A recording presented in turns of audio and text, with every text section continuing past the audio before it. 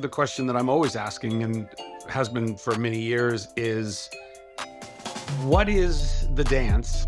Where is the balance in trusting God and being engaged in the solution or solutions that we're called into in this world? Because I don't know. And I feel like I'm never balanced in that. Like, how much do we just let go and let God? And how much is God actually saying, no, you need to be active in whatever this solution or this journey is as a part of that? And other times I've laid down where I just want to disengage and I go, I'm not making the right decision because my kid wants to play baseball with me or wants to work on, some project with me. So that's an opportunity to engage. So I don't beat myself up when I fail. I more am observing and saying, okay, here's an opportunity to fully engage. Because important things happen in the mundane and you can't measure them. It's like you have to measure them in decades. Of 1,000 UK boys aged 12 to 16, 85% have spoken with an AI chatbot, 20% have appeared dating one, and 58% say AI relationships feel easier because they can control the conversation. I think that there's many people that never even think about what their purpose could be or is. They haven't even stopped to ask themselves that question. We have surrounded our entire identity around our work and wealth to define who we are, and we have retasked our most important relationships for our shallowest identities. As technology accelerates and AI reshapes the world we live in, we're being pushed to answer deeper questions than ever before. What is our purpose? How do we stay truly connected? And how do we build families and legacies that don't just survive, but actually flourish? I created Pursue Whole to help leaders and their families pursue lives of purpose, meaning, connection, and impact. At Pursue Whole, we are on a mission to build transformational brands, products, and experiences that help leaders, couples, and families stay aligned, feel deeply connected, and live with purpose on purpose.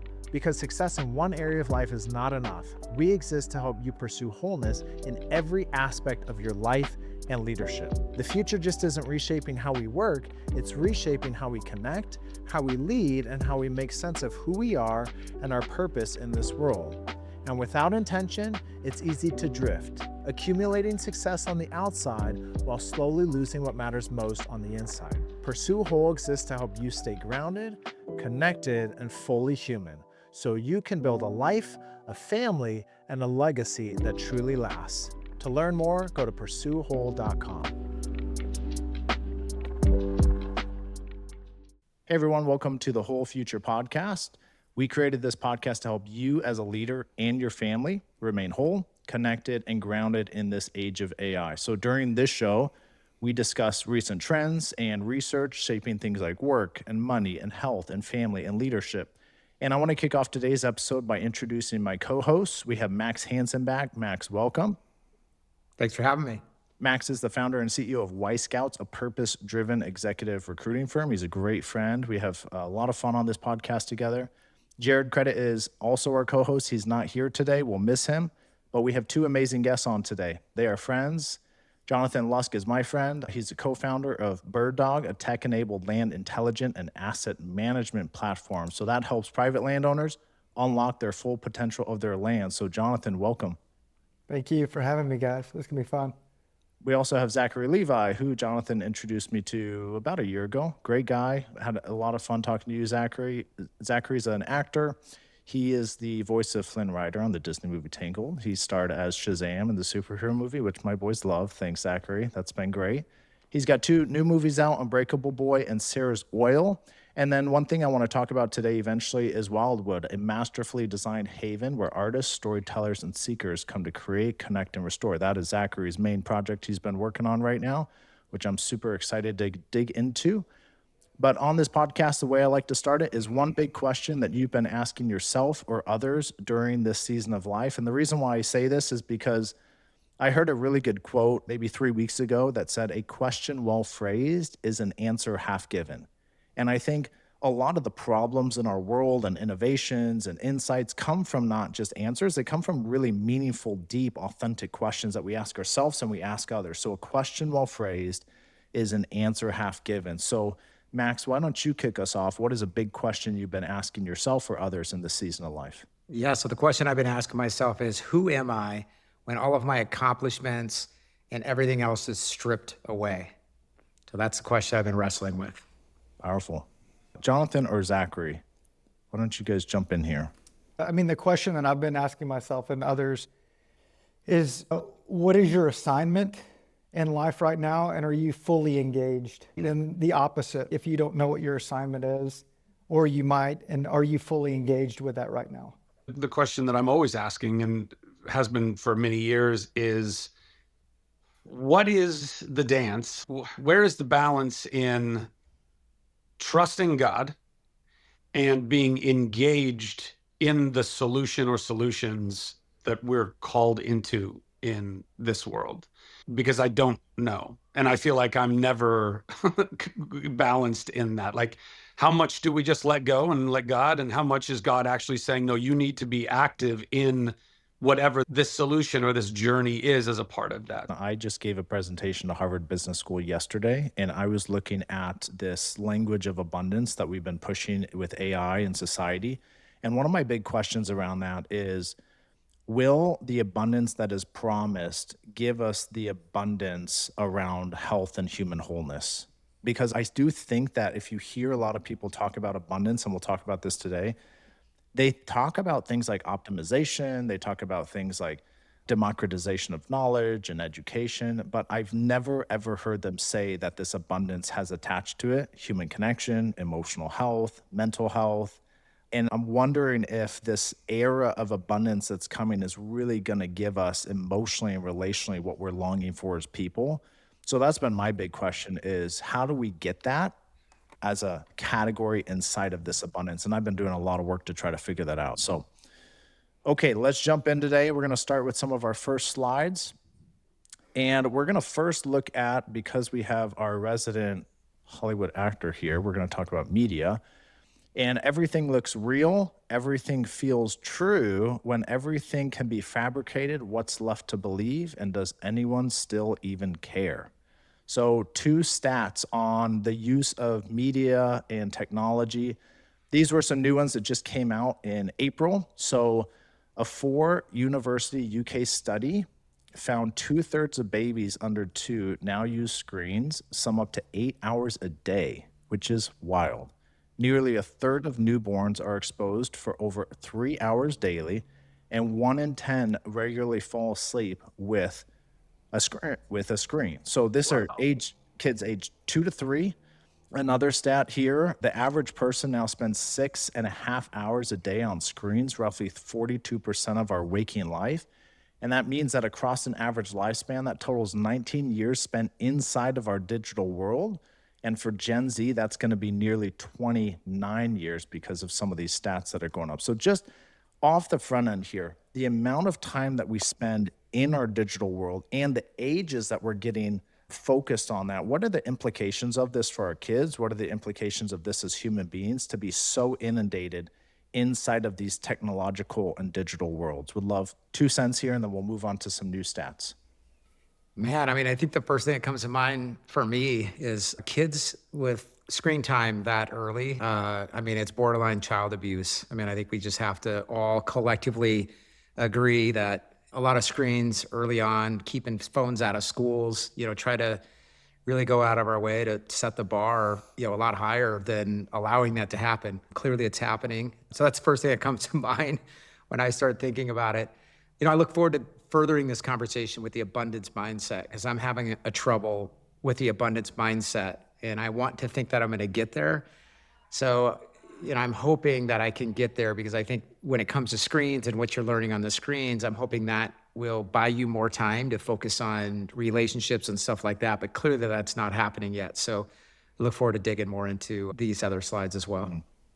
I remember, for my firstborn, we didn't use a ton of screens, but as soon as we had our second kid, it was like, how do we get the firstborn busy and occupied so we can take a nap with the baby, and actually catch up on sleep? And I think that's where shows got introduced pretty early for us. And my kids watch shows pretty frequently. They learn a lot through shows. I think it's a fun thing inside of our family. I grew up where movies and media was like a fun connecting thing for us as a family. And for me as a person, I love media, I love movies. That world is fun for me. So I don't think it's all bad. I just think the reality of what this reveals is that parents are just so tapped out and exhausted that we really don't know how to engage emotionally. And we have so much on our plate that we're trying to outsource really our kids to technology to give us some space, some breathing room, because parenting is so freaking exhausting sometimes. There's so many hard things in life we're trying to manage as parents with work and stressors and marriage and other family. And sometimes we just need a break. And kids, if have kids, which all of us do, it's an exhausting grind sometimes. You don't get those kind of spaces. So I can have some empathy here, but at the same time, I think the neural synapses inside of a child's brain are being formed at these early ages, and they're being informed around this hyper rigid, fast change of media instead of actually teaching them to maintain focus and attention over a long period of time. I think that's the most damaging thing about this. John, you want to comment? Yeah, I mean, my thought is, I think about what are the most important things in your life. For me, it's faith in Christ, my marriage, my children, my friendships, and my job and the sphere of influence. And so going back to my question is, that's clarity around assignment. And then what does full engagement look like? And typically what I've found is the hardest things in life are the most important things in life. So marriage is very hard. Raising children is very hard. It takes a lot more engagement. You can go into work and people just do what you tell them to do, and your kids talk back to you. And the easy out is to give the screen, and I do it, and I think it's okay. And full disclosure, I'm married to a pediatrician, and so if they're on screens, we're all getting in trouble. And so it's just really funny. But yeah, I think at a young age, it's probably not a good idea. I think being thoughtful about the content that they're watching is very important.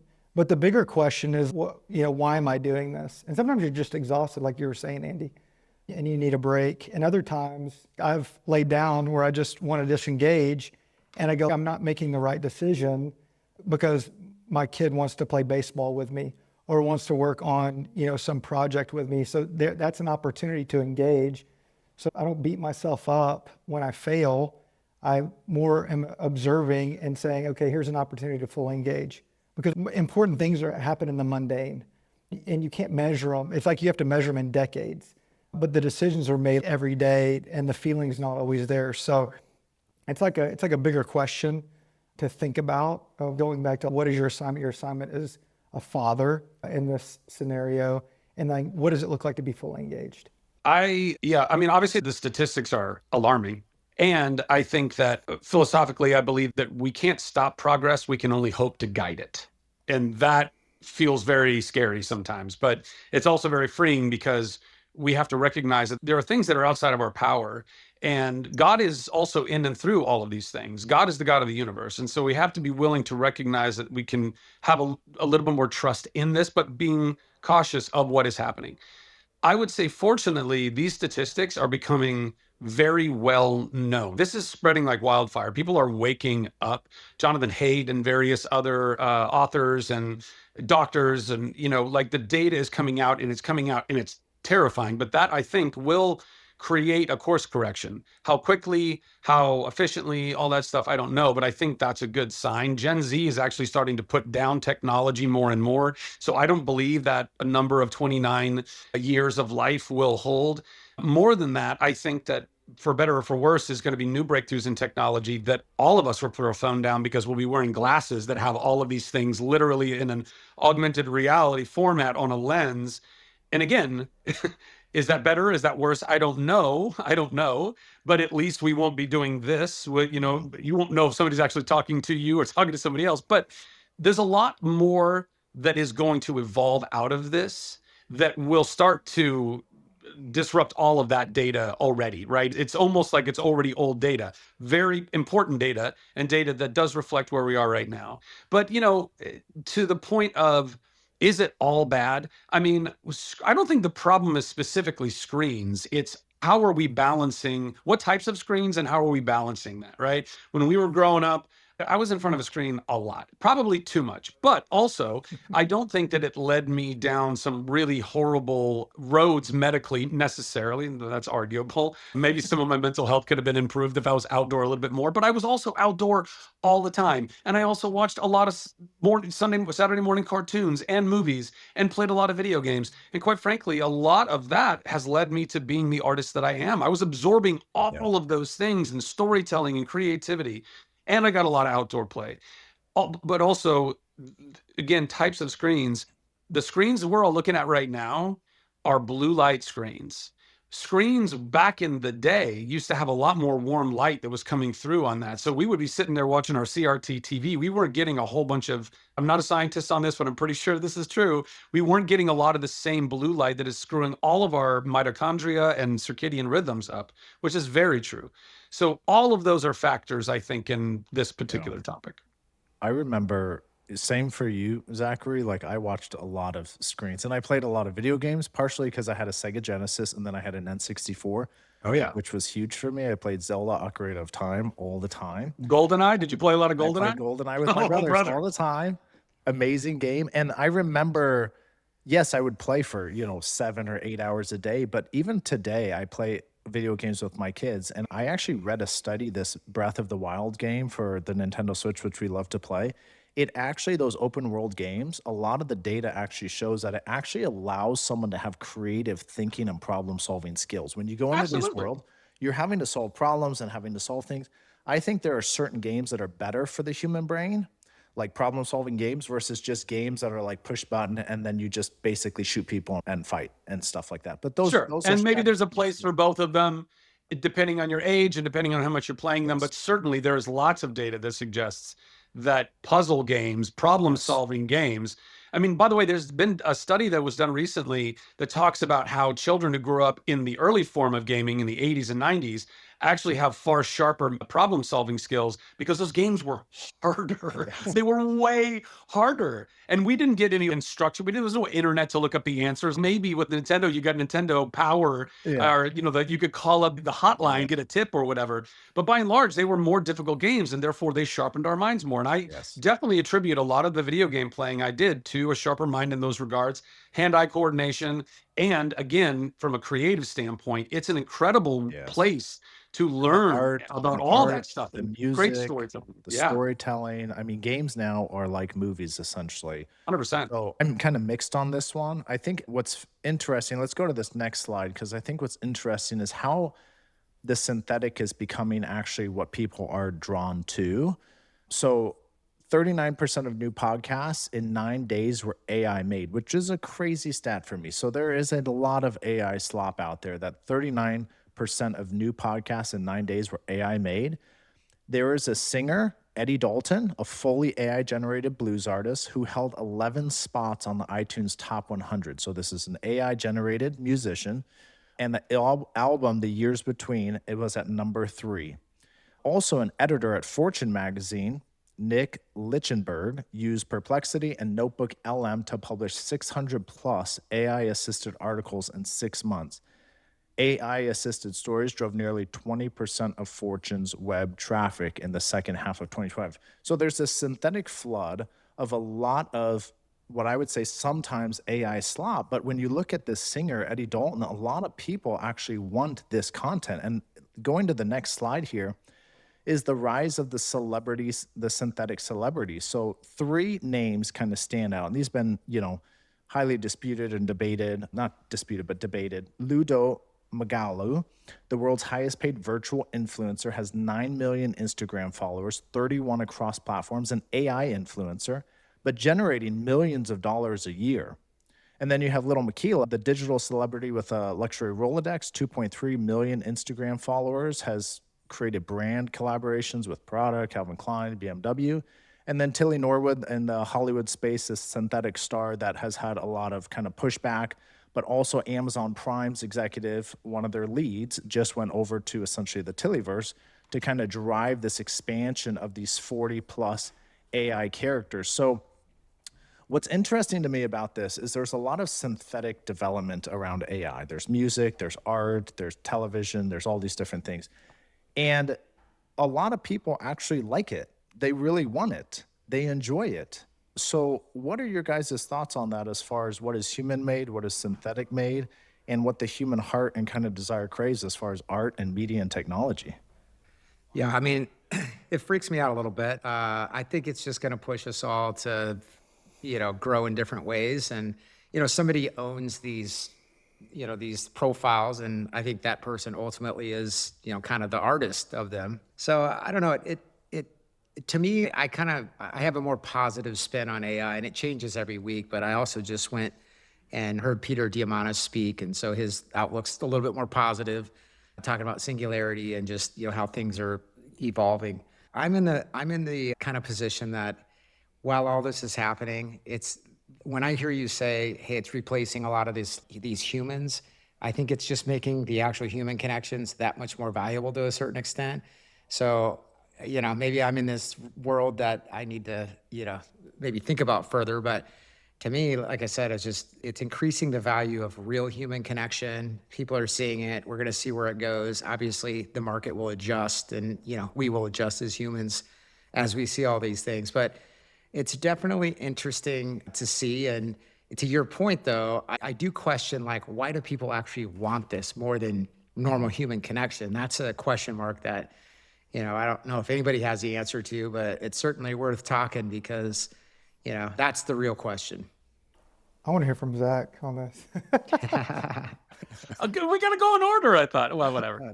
Oh, guys. I mean, I could fill 5 hours of this stuff, or more. And I'm verbose and tangential, so forgive me. But this is a drum that I've been beating for years. And in fact, it's one of the main reasons behind Wildwood, the creative campus living community essentially that I'm building outside of Austin, and that Jonathan has had the pleasure of visiting and knows the vision. But I mean, I'm building it for a lot of reasons, but this is very acutely, this has to be the existential threat rallying cry for certainly in entertainment. That's what my backyard and my people. But I think this is something that it will not exist as an individual industry. This will be all industries. And as they all simultaneously are falling in on themselves, they will have a ripple effect against other industries. And what I mean by that is people who are more bullish, let's say, on where we're headed and are more positive or, not as scared, let's say, or concerned, particularly in the arts, what they'll say is, well, AI it doesn't have a soul. It will never be as good as what we do. To me, it's a lot of hubris, right? And I agree and acknowledge that we as human beings are alive. We are extensions of the life of our creator. And in that, we are differentiated and I would say more special than what this is. That doesn't mean that technology is not exponentially growing so rapidly that it won't be able to emulate what we do in indiscernible ways. We're seeing this in music already. It's part of the reason why these things are going to the top of the charts is because people don't even know it's AI. On Spotify, they have no markings unless the AI, you call them artists, but generator, the human behind these artists, unless they disclose it, which they don't want to do, then people are just listening to it. It's being thrown into these playlists and they find it and they listen. They go, this is awesome. This is a bop. I love it. By the way, for what it's worth, Spotify is one of the largest contributors of the AI music that is on Spotify, because they figured out the more we can pump into our system that we own, the less we have to pay actual artists out. I mean, it's genius, but it's terrifying, and I think it's horrible, right? They can do that. There are no legal ramifications for what they're doing per se. Artists have to wake up and recognize this in the same way that artists have had to recognize what's going on between Ticketmaster and Live Nation. And hopefully that is something that does get broken up, because that is affecting the very thing that we all want, which is more live, interactive with human beings. And I agree that will have a spike, and hopefully a spike that then sustains what that is. But I don't think that we're ever going back to all human. I think that we are very rapidly going into a world where it will be so good, so fun. The idea that anyone can create whatever they want from just a few creative ideas. You don't even need to be talented or really, have time in the seat of being an artist. You just have to go, you just have to talk. Any kid will just be able to talk to their computer and say, I want a treasure hunt on Mars with the Avengers and Captain Kangaroo and whatever. And there it is. It's right there. And the AI agent was brilliant in how it put it all together because it learned everything that we've ever done before. It will scrape every Oscar-winning movie ever directed, ever produced, ever written, ever performed, and it will emulate unbelievably. More than that, you will be able to have the option to scan your own face or voice, and you get to be the star. You or your kid gets to be the new Superman. And more than that, we are now resurrecting long dead performers who already have so much love. So what if somebody's, I could go listen to this new artist, but instead I want a new Elvis album, and they just make a new Elvis album and it's amazing. And on top of all of that, it will be a fraction of the price. And that is how they're going to get people. Because if you make anything just a little too uncomfortable or a little too much rub in the UI or UX of life, and this option is, that's a little smoother and easier and it's cheaper, and keeping in mind that every industry is going to be having massive layoffs, which means more and more people will make less and less discretionary income. They will not be able to afford, even if they altruistically wanted to buy the real art, they will be buying the synthetic art. That will be amazing. So yes. I don't have a great, my crystal ball tells me that I think it's a little more dire. That said, I think this is an incredible opportunity for live, for human, to stand its ground and make incredible art in the face of what that is. And we will find the really true, like the ones who are going to go ride or die with us all the way to the end. And that's what Wildwood is about, is holding that line and saying, we'll use AI to help automate, make things more optimized, whatever. As long as it's a tool in a human's toolbox, rock and roll. Once it starts replacing the whole human, we have a problem. But that's going to be industry across industry. We're going to have to ask ourselves, is the juice worth the squeeze? When it comes to live language translation, which we can get with our iPods right now, amazing. That is a huge leap forward in technology. Since the Tower of Babel, we have been waiting to come back together and speak a common language, right? We're going to displace a bunch of translators in the process. I think the juice is worth that squeeze. We have to take care of those people. We have to figure out how to rehome them in other jobs as everything else is collapsing. But do we want that as a benefit of AI? Absolutely. Do I want to eradicate all of the arts for anybody to just sit in their basement and just what? No, I don't. I want to hold the line. Let's go, baby. Yeah. Get me fired up. Jonathan, before you answer, just two more things on this as well. We, as I think, human beings think that we can tell what is true and accurate and what is false, but we really can't. So some recent stats on this, 60% of consumers said that they were confident that they could spot an AI-generated image. So 66% were confident at that, but actually 57% were actually wrong when they started to assess what was real and not real. And when it came to deepfake videos, specifically high-quality deepfake videos, participants correctly identified all of those between real and fake. Only 0.1% could actually identify. So human accuracy fell dramatically in that. So our ability to be able to tell what is real and what is not real. And, I was talking to a therapist friend of mine who is actually my former boss, and he had some great thoughts on this, but he said, I always think people are going to want a real human connection. And I'm like, well, what they want is they want to feel seen, known, and heard, and understood and supported. That's really what they want. And you define that as human connection. But what if they can get that in a way and a means that has low risk, low cost, low ability for conflict? It's always affirming, remembers everything. People's perception is reality. So if they feel loved and seen by AI, they feel loved and seen by AI. It's kind of like with a partner and a spouse. Like if my wife did something very loving to me and I said, that really doesn't feel very loving to me. My perception of what I define as loving is going to make her act of care real or not. So we have in our heads what we think love is. And if AI is able to match that, we're going to want it. And we're going to go in hook, line, and sinker. And we're going to see that in some stats coming up. But Jonathan, real quick on this, with all of this synthetic material and everything going off, what are some of your thoughts on this before we move on to human connection?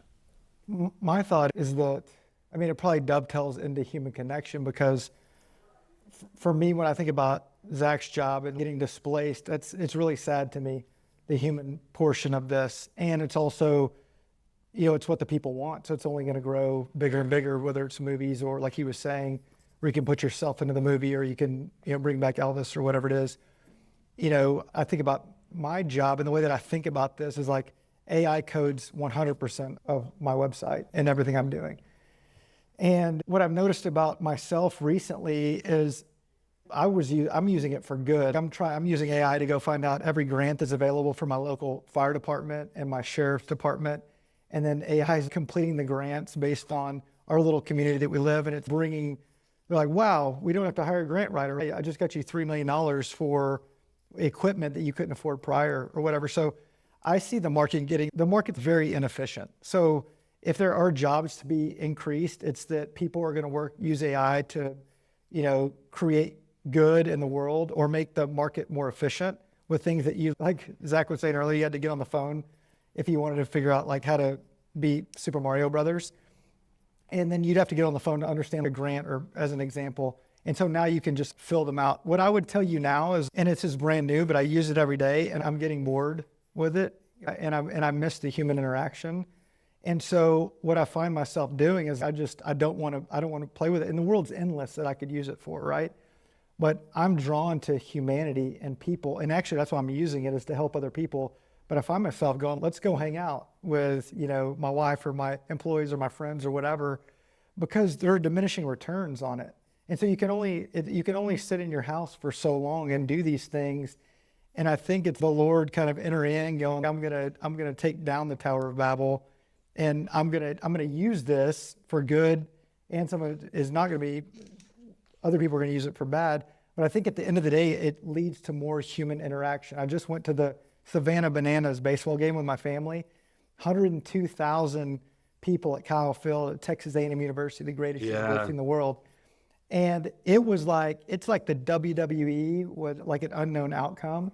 And we're walking out of the stadium, and my 10-year-old says, Dad, that's the best baseball game I've ever been to. And I was like, I took you to the College World Series when A&M played Tennessee. I was like, he goes, that's the best game that I've ever been to in my life. And so I think these in-person entertaining events are going to be a premium, because people just want human connection. They still want to see the acting. They still want to see like the show and these things. I think there might be a transition from, online to, you get bored with it. You just do. And as cool as it is, and you're like, man, I want to go see these things in person. It's like, that's why Wildwood is so important with what Zach's building out there. When we can't tell what's true and real by what we see, we have to go to an older, I think, wisdom and knowledge deep inside of us. And when I spoke to Harvard yesterday, I actually showed the last 10,000 years, there's 6 migrations that happen around 3 axes, around purpose, identity, and connection, and how those were essentially over the Industrial Revolution, over the Renaissance, over the last 40 years, over the last 20 years, how wealth became a source of identity and our value, how work became a sense of who we are, and how our worldview shifted from finding purpose outside of ourselves to a higher being or a higher calling, to something that we manufacture inside of ourselves. That actually, you can see this actually start to emerge over the last 40 years specifically, which puts us in a really difficult place moving forward, because we've lost our sense of purpose, identity, and connection. Those are the 3 things that I believe are most at risk over the next 20 to 30 years, and those are the 3 foundations that are most needed. And let me tell a story of why this is important. I showed my son, and I've said this on here before, this video of the Neo robot, which is a beautiful video. It's a 10-minute cinematic film of this Neo robot and what it does inside of homes and families. And I sat down and watched it with my 11-year-old and my 9-year-old. And as they go through this, the robot's picking up all the toys and everything, and my boys are getting really excited because they want a robot, and I want a robot. I think they're super cool, full laundry, do dishes, all the stuff. But then this robot was talking to this person and kind of helping them figure out something in life. And my 11-year-old turns to me and he says, Dad, I don't necessarily feel comfortable about that. I feel like we need real human connection. And I didn't prime him at all. I didn't, cue him up. It was just, I wanted to see what they had to say about it. And then time went on, and it was picking up all the tasks and chores around the house. And my son also said, Dad, I feel like we need to do hard work. I feel like that's important for human beings to know how to do hard things. Now, 10 feet from this TV screen was our core values as a family that live on our wall beside our dinner table. And 2 of those are authentic connection and work hard and play hard. So we have baked into our son a belief system and an identity, a foundation of identity and purpose and beliefs and values, to where when he sees something out in the world, whether he knows it's real or not, there's an intuition inside that goes, wait a second, something doesn't quite feel right. And we need our kids and we need human beings to have that innate felt sense, I believe, of wait a second, something doesn't feel right here. Because I can't explain it, but I feel it deep inside of my soul, deep inside of my being, that my values don't match what is being portrayed here. And I love your guys' thoughts on that. I believe the foundations are purpose, identity, and connection. But with kids and with us as leaders, where do you think we need to get back to the foundations that are going to be important when we can't decipher what is real or not real in the world in the future? I think I might let Zachary go first. I think he had some good thoughts that might provoke some thoughts in my head. Sure. Man, Andy, I love that we're riding the same wave. I've been talking about those specific three things. I've been saying identity, purpose, and community, but that essentially is connection. Love it. And again, I mean, I feel like I'm going to be very, biased in what I'm talking about today, but Wildwood, these are some of the cornerstones of it. I really believe that, well before the age of technology that we're in right now, if you go back to the beginning, we were tribal, communal peoples. And the ego, which I believe is a part of us, it's part of how God created us. It's really our survival instinct, right? It's this thing to make sure that we don't just die.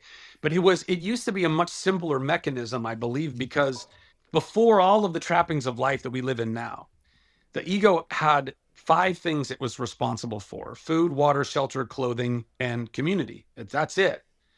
And the community was the most important, because if you happen to be ill or injured, you had community to help you get those other 4 things and make sure that you could survive and keep going. And then built within that, in the tribe, you had identity and purpose, because you all had a job to do and a role to play in the survival of you as a people, as a community. And as we've marched forward in time, and, really, I think the biggest kind of hiccup that happened was essentially, whatever, 10,000-ish or so years ago, the, Assyrians or whomever, essentially, or Sumerians, they came up with this idea of currency. And they're like, hey, listen, instead of all of us running around, we have our different roles and purpose, right? But now we're spread out a little bit more, we're agrarian. And you have this, you create pots, and I've got sheep, and it's too much of a pain in the butt for us to travel with all these things all the time. So let's have these little shells, and they represent the worth of any of our goods and services. And then we'll just exchange those things, and it'll make it a lot easier. Awesome. Problem was that in that moment, I think the ego got hijacked on the highest level, because at that moment, the ego said, I don't need 5 things. I just need 1. I just need more shells. And as long as I can get more shells, I can have all the food, water, shelter, clothing, they things community. You can't really buy community. You can buy yourself into a neighborhood. You can buy yourself into clubs. You can buy things, and people might like you and use you, but you're not really buying community so much. But at that point, thousands of years ago, we went on this trajectory, and that's where a lot of this greed and abuse of power and all these things came from. But then what came out of all that was, out of World War II, was this beautiful, in the United States and the Western world particularly, we had this, the baby boom. We had this, we can all have our own little estate. We can all have our own little bit of wealth and our own little kingdom. We'll have our own home with our own yard and our own pool, and we'll have our own car, and we'll do this thing. And we moved into this suburban type of life, which I think actually was all tied to this unfortunate materialistic march toward death, which is a nefarious lie, which is, if you have the right job, make the right amount of money, and you have the right spouse, and they have the right job, and they make the right amount of money, and you have the right home, the right neighborhood, the right kind of cars, go on the right trips, have the right amount of kids, they go to the right schools, all of this checklist of this, then we have met our identity and our purpose somehow. But it's a lie. It's a lie. And so, to me, what Wildwood has always been about is, how do you go create more intentional, get us out of that rat race? And in order to do that, you really have to kind of create intentional community where you give people those things back. Because I believe wholeheartedly that these are the things we're all struggling with. But I don't think it's going to change if you decide to continue to participate in the system that exists right now. We can't wait on any administration of any country, of any state, of any county to somehow wake up and be like, hey, we should be probably doing life differently, particularly when I think we're stepping into very rapidly a future where a lot of people are going to be subject to and beholden to universal basic income. And at that point, it is going to be far more difficult for any of those people on the dole of the government to really truly find identity and community and purpose. If you can find something outside of that and go co-create that with people that want to find that together, then that's how you can hold on to it. Ew. My 2 cents. Jonathan, Let's you go. also, run experiences and have a true heart for bringing people together around a unique moment. I'd love your take on this as well around human connection and identity and purpose. Well, what's cool about my life is I was on that path that Zach was talking about where we were, lived in Houston and we're you go from one neighborhood to the next. And we went and visited my dad, and I grew up very poor in a small town in North Texas. My dad's a fisheries biologist, fish farmer. And we went on an Easter and we were fishing and swimming in the pond and went and got chickens for the kids. And we were driving home and I told my wife, Kat, I was like, what are we doing? Like, how much fun was that? I want to do that. So we went and found a property out in the country and ended up selling our house and moving out here full time in 2020. And the idea was to get out of that rat race just naturally, because I knew that it wasn't for me to free AI, right? But I was like, I want human flourishing for my family. Part of it was my kids were going to grow up wealthy, and I didn't know what to do about it because I wanted them to be awesome members of society. So I thought I could change their place, which actually works because they run around barefoot outside and goof off all the time, and it's a blast. The word that keeps coming to me is dignity. And there's dignity in work. There's dignity in doing things. I think that's the big question to ask around universal basic income is like when that gets stripped away, which, how does that get replaced? We were also early adopters at Bird Dog, where we started this thing as an Airbnb for hunting. And I did not grow up hunting. I grew up seining ponds for fish, and my dad wasn't a hunter. But I would go with bankers hunting like once or twice a year. And it was so much fun, but I was never on my own terms. It was always if I got invited. And so we went to all these ranches and built software for them to sell hunts on their property. And what we found was like 80% of our hunters were corporate groups. And you would sit around the campfire and I would just pose tough questions, kind of like the ones we started with. What is something you believe when you were younger that you no longer believe? What is something that you need to stop doing right now and you can't, or something you need to start and you won't?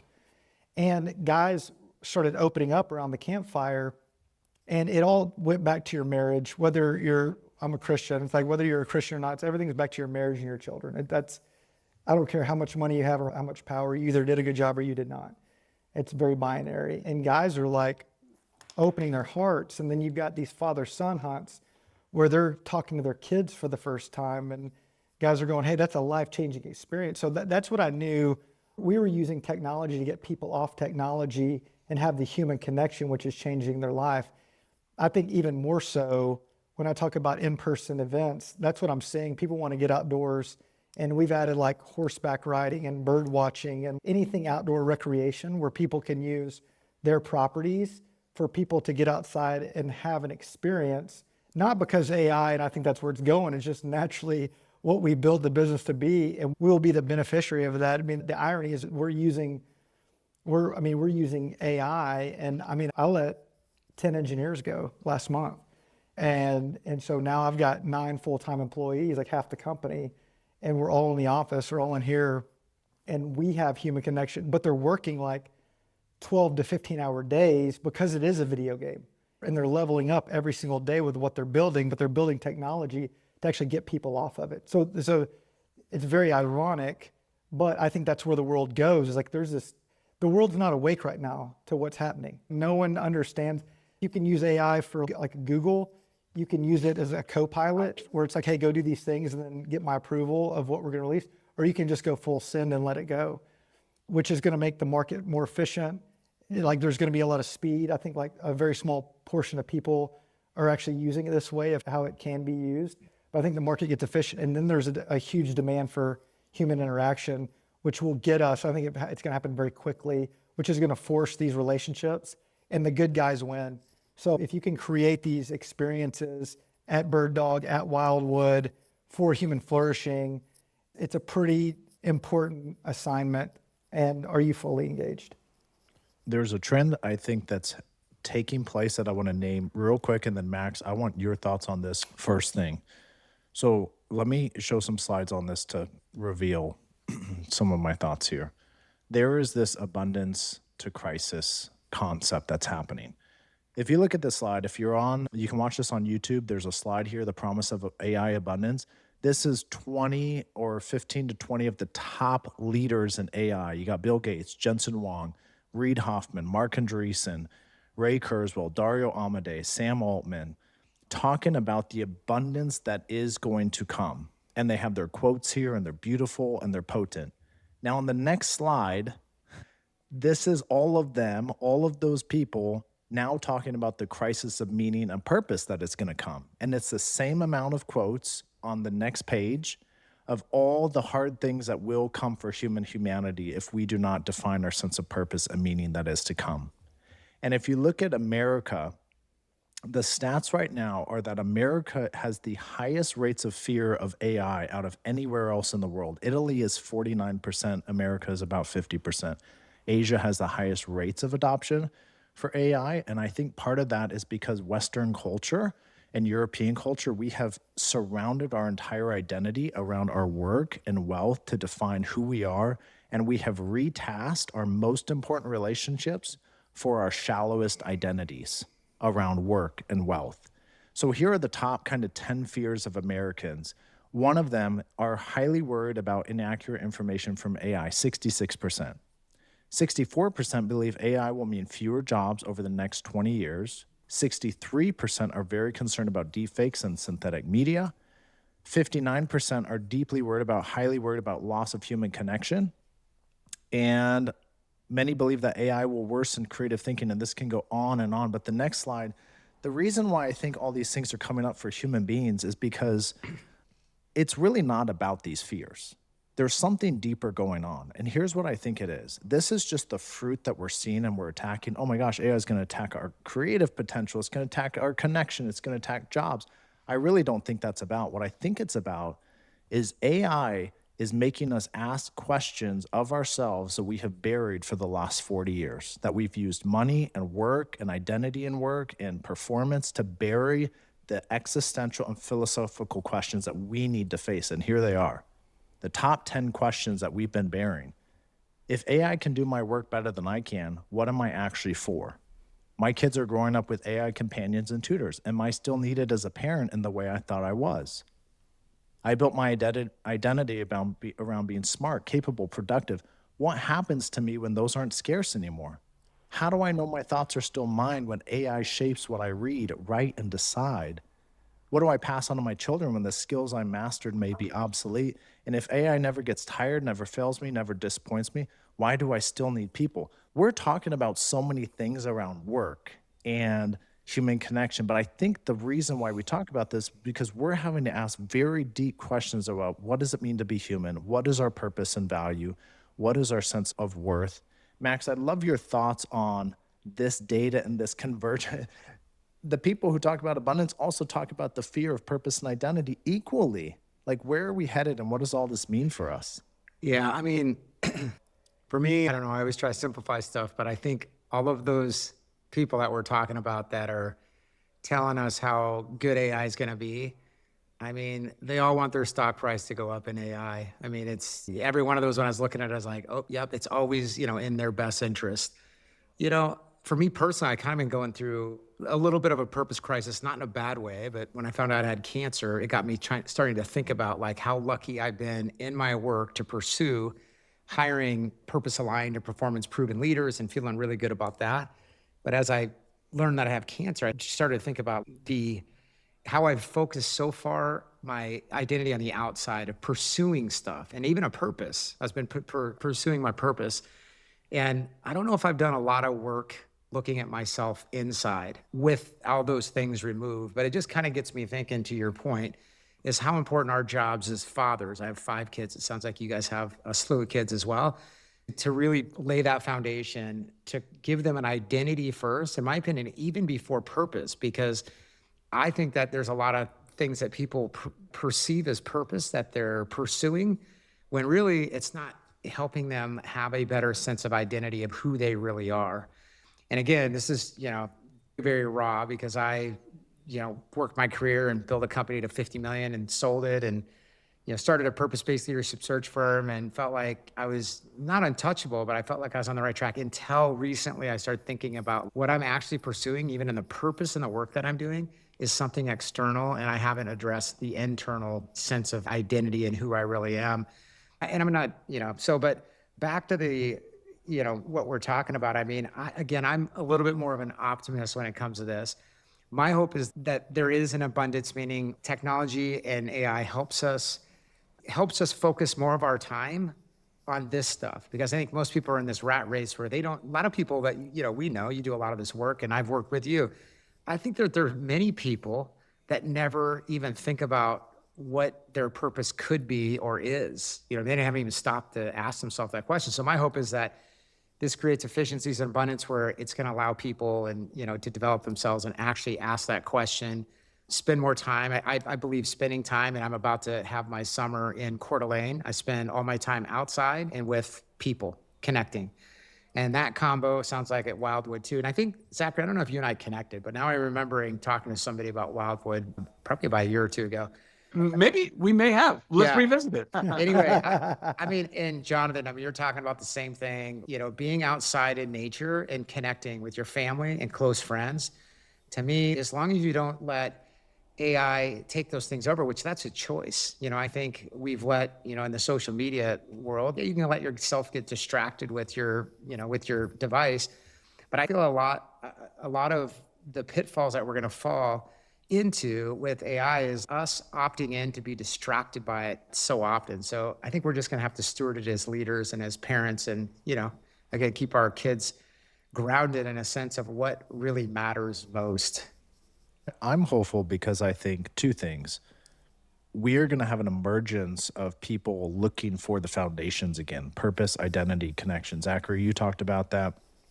I talk a lot about that. With this crisis of meaning and purpose, it's going to call us back to actually recognizing that our careers and our knowledge and our education and all these things we placed our identity in aren't strong enough to hold up our sense of identity and worth anymore. And we're going to have to go, oh my gosh, what does it mean to be human? What does it mean to have human connection? Where's my value? When AI is better than me, faster than me, quicker than me, what does human connection mean when AI can almost care for my spouse better than I can and talk to them better and more loving and more insightful? Maybe it's a better parent because it can give better parental advice than I even know how to give. So Zachary and Jonathan, 2 minutes each for both of you, and then I want to get to some human connection data here. What are your thoughts on this thing that is coming in the future, and what is it going to call us back to as human beings?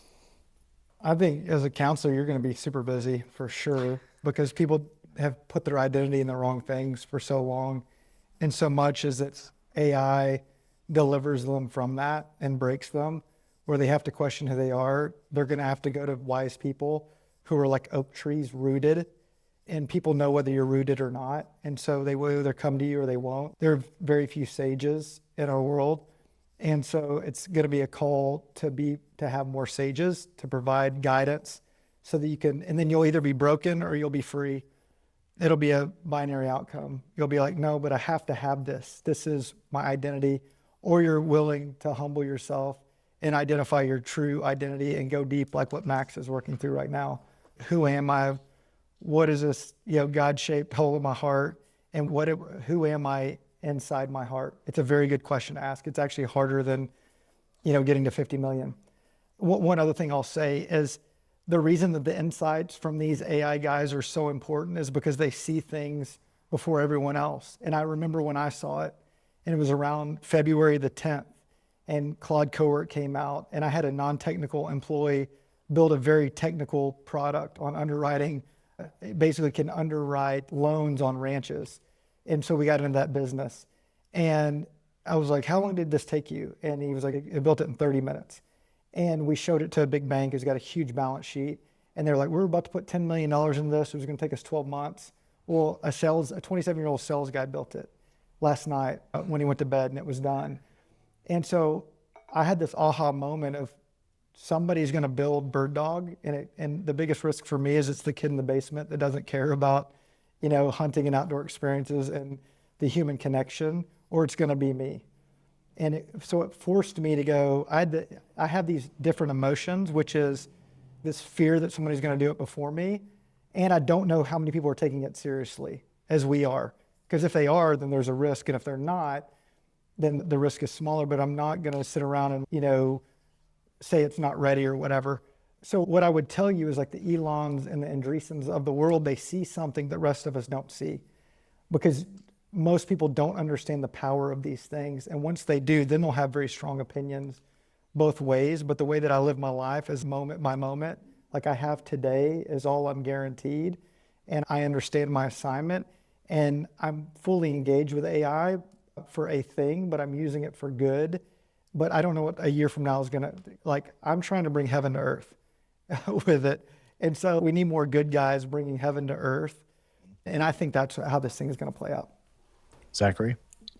About 5 years ago, 7 of the top 10 minds on AI, including Elon Musk, he was one of the 7, essentially rang this massive alarm bell and tried to warn the world that if we don't have a moratorium on the growth of AI, we are doomed. And potentially like Skynet doomed. And nobody took them seriously. And if they did take them seriously, they still didn't stop, because essentially what we found ourselves in is an arms race with China and Russia, and pretty much China and Russia, but who knows who else, completely rogue people, who knows who's working on AI agents right now, in a race to get to AGI, artificial general intelligence, first, because essentially whoever gets to AGI first rules the world. That is the reality that we're living in. All other AI is just a tendril that spins off of the growth of AI getting to AGI. And everybody on that list, essentially, Elon is flipped. And I think I don't think that he's a hypocrite. I think that what Elon did was, I tried to do the best to slow all this down and I couldn't. So I better be the one who gets there first, because I believe in me. I trust. And by the way, of all those people, I trust him the most as well, because Amen. As much as he might be interesting and polarizing to others in weird ways, I think he's pro-human, always has been pro-human. And his motivation, the carrot on the end of his stick, from my perspective, has always been solve big problems. He makes lots of money because he solves big problems. He's not one of the billionaires. He's how do I make a lot of money? He's how do I solve big problems? So all that said, as Max pointed out, everybody on that list are all stand to gain a lot of money and power and everything else in the blue sky that could be the abundance version of AI. I don't know that we get there. And I would also add that, when you were talking about the fear that Americans have, we're the most fearful. I'm shocked that more countries are so asleep. I think everybody should be even more fearful than, or at least concerned than, what the United States is right now. And I would argue that the reason why the United States has the level of concern that it has is because we're actually, in some ways, the most awake, in that a lot of this is happening right under our nose in our country with some of the biggest companies that are doing this. And there's also, for what it's worth, a significant contingent of the United States that is looking at the global politics and theater and waking up to a lot of really messed up chicanery of what is actually going on, and call them conspiracy theorists. Call me a conspiracy theorist. I wear all of the tinfoil hats, and I will tell you that it's not the technology and losing jobs and everything else that is rooted under this concern. Those are all symptoms of. The rooted concern is, regardless of what happens with AI, it's who controls the AI. None of these things are if we lose jobs, but we actually have politicians and world leaders that genuinely care about humanity, be gone with the jobs. Who cares about the jobs? We'll live in a Star Trek future. Awesome. I'm into it. But I don't trust all of those people. I don't trust the people that will be in charge of the AGI, regardless of the administration, regardless of the company. Again, I feel most bullish about Elon, but I don't think that is something. I hate being wrong, and I want to be wrong about this so bad. So bad. But listen, I will say this. My version, or where I think we're headed, or what's going on, I do believe at the end of the day, at the end of this saga, the light wins. I believe that. But that doesn't mean it's a journey without darkness. It doesn't mean it's not a journey where you go through some really dark tunnels and you got to wait for the light on the other side of the tunnel, whether it's individually or collectively as an earth, as a people. I think we're headed into a dark tunnel. I don't know how long and dark it's going to be, but we're going into it, and there will be light at the other side. I just don't know when we're going to get there. Good thoughts. We're going to end with something kind of dark, but hopefully look for some light in it. We're going to talk about AI companionship very briefly. I want everybody to formulate their last kind of 2-minute thoughts on some of these recent stats, because we do have, Zachary, you talked about this. I think all of us are very creative. We're very less consumers and more creators in the world. We want to build the future. And in order to do that, we need to know where the recent stats are and what's happening in the world. So here's our stats on AI companionship. Connection without the cost. These are some new stats. April 2026, boys are dating the chatbot. Of 1,000 UK boys aged 12 to 16, 85% have spoken with an AI chatbot, 20% have appeared dating one, and 58% say AI relationships feel easier because they can control the conversation. In the US, romance with a chatbot in every classroom. Out of 1,000 US high school students, 1 in 5 say they have known or know someone who's had a romantic relationship with AI. And then in marriage in the US, this is a little older study, but 1,000 married Americans, 33% AI gets their relationship struggles better than their spouse, and 64% search for marriage help online before talking to their partner. Couple more things here, and then I want your thoughts. Machines are starting to learn to feel like us. With humanoid robots coming online, there are a couple really important things we need to know by this. Patients feel more heard by AI than their doctors. So across 15 clinical studies, AI was rated more empathetic than human physicians 80% of the time, with 73% probability of winning any head-to-head comparison. A robot built to feel like skin. So there's this new Mayo silicone skin robot that's coming out in 2026 that has a body temperature of 90 to 97% Fahrenheit and a simulated pulse. So what they're trying to do with this, and same with Xpeng Iron, robot, they are trying to create warm synthetic skin to look like and embody human feelings and release that sense of oxytocin inside of human beings. So with all this to say, we have teens and adults going to AI for companionship. We also have humanoid robots, which we don't have to make them look like humans, but for some weird reason we do. That's a whole nother conversation. And we want them to look and feel like that. And they're actually better at detecting emotion in human beings than human beings are. At the scale, psychological scale level of detecting emotion, AI is far superior at noticing, naming, and referencing back to emotion that humans are feeling. So what is happening here? What are your 2-minute kind of closing thoughts on where do we go from here, and how do we spark true, authentic human connection long term? Yeah, I'll start. The thing that is disturbing to me, the stat is young boys, turning to AI and, instead of dating. Because I think at the very core, I think what's probably, I just met you guys, but I can imagine how you got to where you're at today as you work through rejection. And so when our kids aren't getting the rejection, they don't have that gear of perseverance that I think we're going to need for all the reasons we're discussing. To get through this dark tunnel that Zachary's talking about, it's going to take perseverance of people coming together and, thinking this through of what's better for everybody. And if they're so used to just, being attached to AI, then I don't think that happens. And I think the other thing, just real quick, is, again, I think it's a choice. I think, put your phone down, maybe don't sleep with it, maybe don't eat with your phone. Like, all these little decisions are all ways of, not succumbing to, the technology and AI. So those are just some quick, short thoughts. My thought is God created man and woman, to be in a relationship. And this feels like it's trying to displace that. And anytime that, it's just not going to work.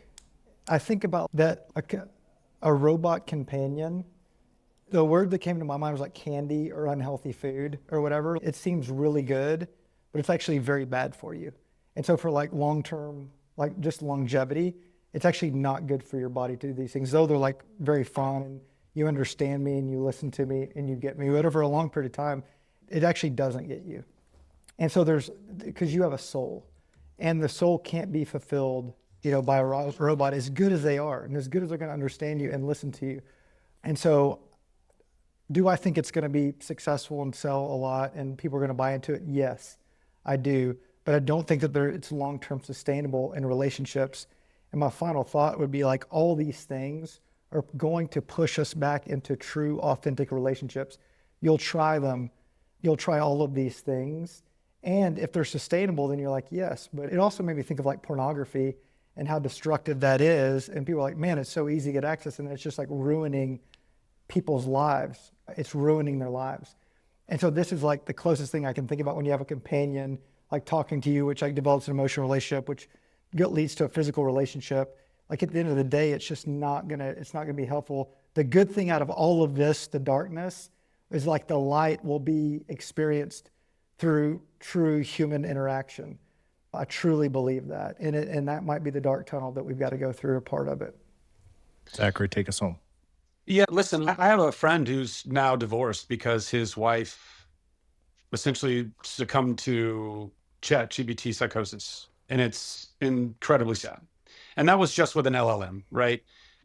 Jonathan, speaking about porn, this is going to blow the lid off of what has already been a stain on our culture, right? Something that it touches almost everybody, and almost every man has struggled with at some point, in part because it's not just the nudie mag that's hidden in the woods by your friends, it's all over the internet all the time. Now, OnlyFans and what it has done, now you're going to have straight up guys wearing facial tracking software doing deepfakes as girls that will do whatever, or they won't even have to do that. They'll just program an AI to do whatever. And now it's a personalized OnlyFans. Any boy will find themselves paying for the girl to do exactly what they want, say their name, all that stuff. And now embody that in some kind of an android where they always are pleasuring you. They're never shaming you. They're never belittling you. You're never cringe to the opposite sex. This is, as much as everything that you guys all spoke about, which is absolute true and wise about what we actually do want and what we do need, I don't know how many people are going to rebound back into the truth. I think, unfortunately, in the same way that we've lost an entire generation to what pornography is and all of its kind of tendrils now, this is going to be the next level of that. We already have birth rates that are dropping precipitously, and this is going to be yet another, actionable data point in that. So again, a dark, long tunnel. I don't know. But the good news is God is good. And we all know that we can stand in truth and lead by example. And the more of us that will lead by example, the more people that we can pull out of that darkness. The road is narrow. As we end here, an encouragement to leaders and families listening, there's a divergence between two groups of people I see in the future. There's consumers and critics on one side, and those will have no power to shape the future. On the other side, there's really four categories. There's the creators, the cornerstone, the connectors, and the curators. So these people who create new ideas, those people who build connection, those people who are the cornerstones, who build foundations of purpose, identity, values, vision, and then the curators who take all of the slop and bring out the beauty, the 3 things out of the 100 things. Those are the types of personalities of people who are really going to thrive. So I would encourage people listening, don't just be a critic, don't just be a consumer, be someone who creates the future in a way that you think will lead to human flourishing. And thank you guys for your thoughts today. Really appreciate it. Absolutely. Wonderful alliteration at the end there. You fit 6 C's in there. That's incredible. Also, everybody go read Aldous Huxley's Brave New World, just for fun. Just go read. Let's go.